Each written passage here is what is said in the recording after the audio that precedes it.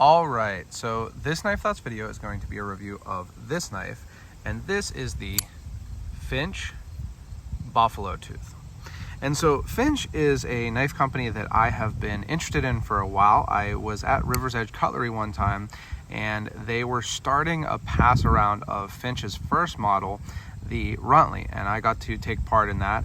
And I was impressed both by the interesting design, the really quality manufacturing, the quality construction, and then speaking with the people of Finch, or behind Finch, the design cues that the knife took. So that knife was inspired by, vintage fishing lures, really cool things like that. I love traditional knives, and so I like that they do take design cues from vintage gear and traditional knives.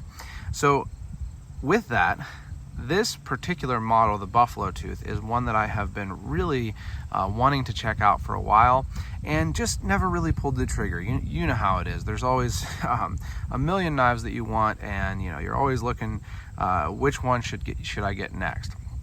And so I just never got the chance to pick one up, and I kept thinking I should. And then this year I did get to go to Blade Show, and I stopped by the Finch booth and got to talk with Spencer of Finch Knife Co. And he was kind enough to send a couple knives for review, and one of them happened to be this. I actually didn't know what knives or what models he was sending, and so when this one, which is really the particular version even of the Buffalo Tooth that I was most interested in, was one of the ones that they sent, I was really excited. I did an unboxing video that you can see. It was actually raining while I was doing it, but I think you can probably tell I was still really excited to see that this was one of the knives. And the reason I was so excited about it is because this Buffalo Tooth is really kind of a modern interpretation of an elephant toe knife. So that's kind of where the name comes from. Rather than an elephant toe, it's a Buffalo Tooth, which is pretty cool in itself. I like that type of kind of fun changing the name around type thing. So I appreciate that, and just the fact that it is really an homage, maybe an homage, however you say that, to the traditional pattern, the traditional slip joint pattern of the elephant toe, is something that really drew me to it. And then even more so, the fact that this is a jigged titanium version.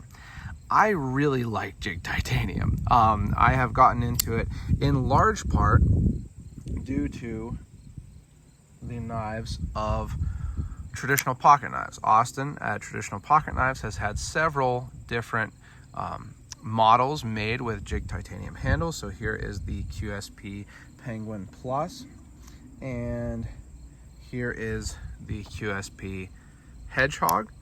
Now, that should give you kind of a clue to who is the manufacturer of this Buffalo Tooth.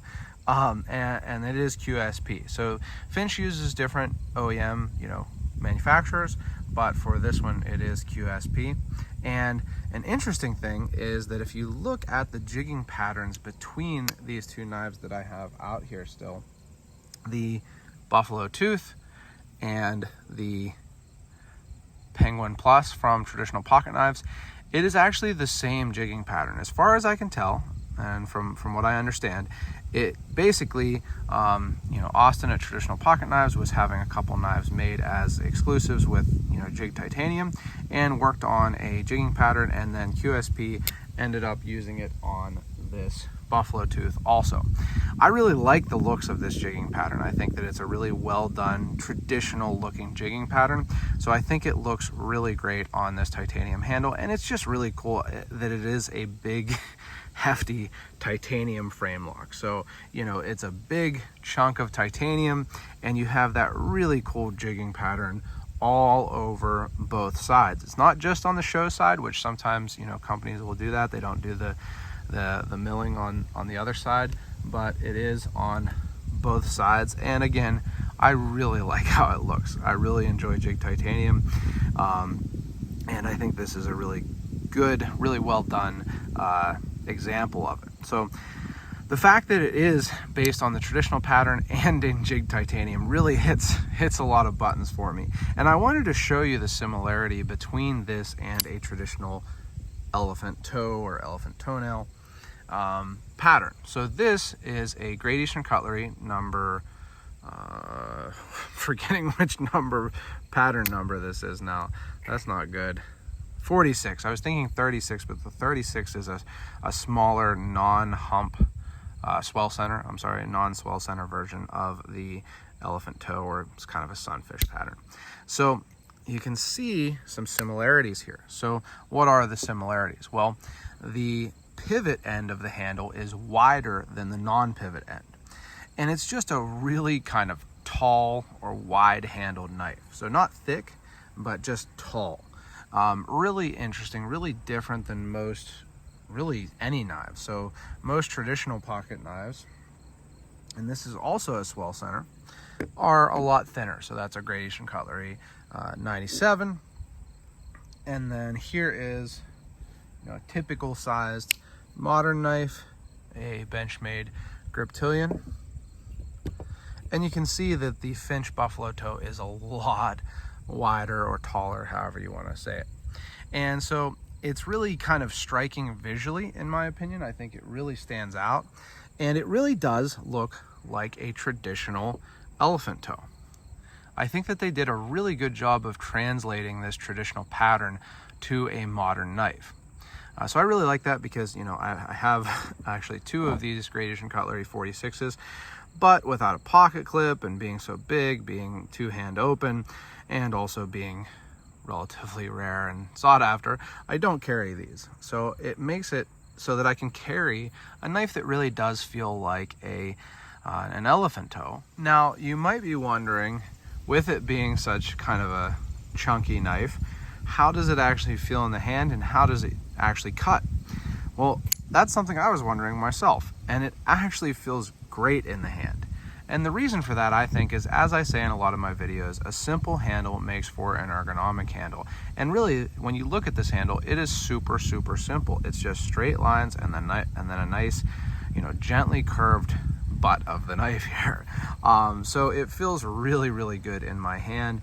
You can get a nice solid grip with it being so wide, but you can also get a good pinch grip like this.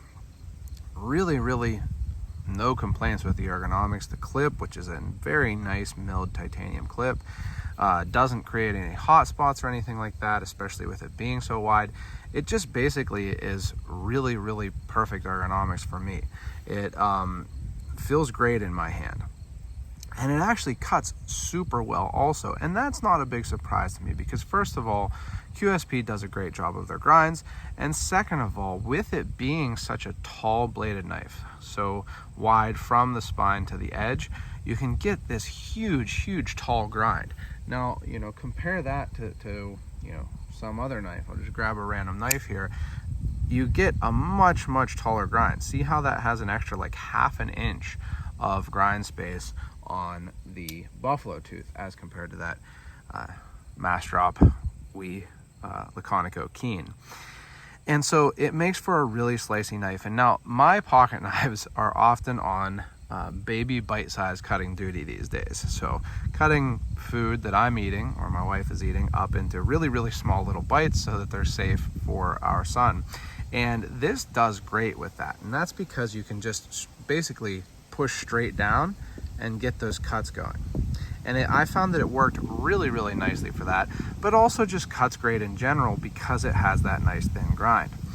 You do have a usable tip. It's not the most acute tip out there. If you want an acute tip, you could go with the other knife that Finch sent me, which, if I can get it, is the Devil's Finger. So this has an acute tip, but it definitely has a usable tip. And then you've got some straight edge and a very nice, swooping belly, a really good size belly there. So I found that the blade worked great for normal use, what I actually use a knife for, opening a box here and there, cutting strings, things like that. And then the construction is just great, to be honest. So as you can see, it is very smooth, drop close smooth, nice action.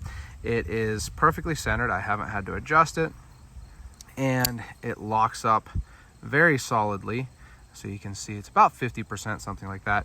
No forward and back play, and even when unlocked, no side to side. Really, really solid feeling.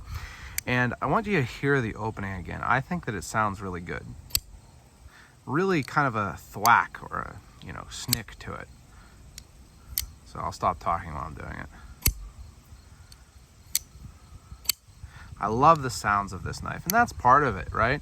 When we're buying these, you know, enthusiast type knives, I think that how it looks, how it feels, and how it sounds is all part of what makes these knives so enjoyable. And one other thing that I really appreciate that Finch did is both a practical and a kind of aesthetic thing, and that is putting this nail nick.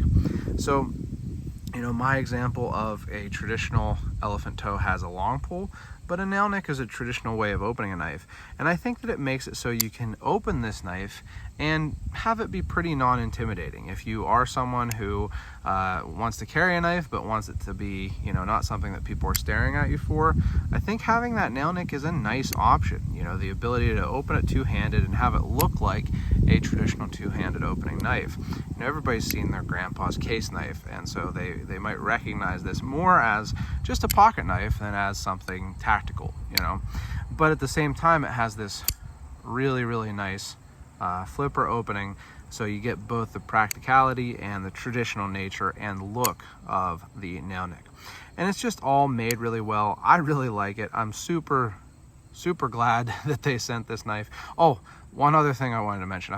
This is the second time I've said that, but Finch puts these shields on their knives. Now, these shields are glued in. They are not pinned like a traditional shield should be on like on a GEC. But then again, Case doesn't pin their shields. A lot of people don't pin their shields. With modern epoxies, I think these are going to stay in really well. I don't think you have to worry about it falling out. I haven't had one fall out, and honestly, I'm not really worried about it. I think that it's a, you know, it's a nice addition.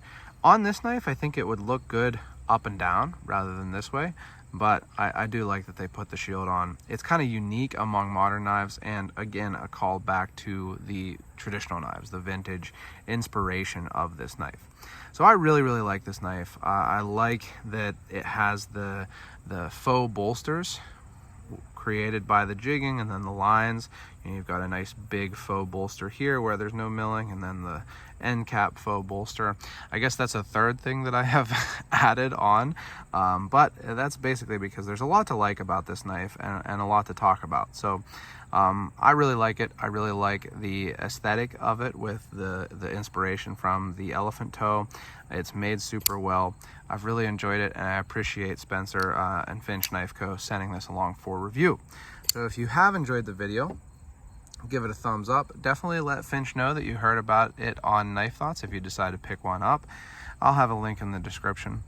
And make sure you subscribe to the channel, click the bell, and select all so you know when I post new videos. And last but not least, as always, don't forget to go out and do good.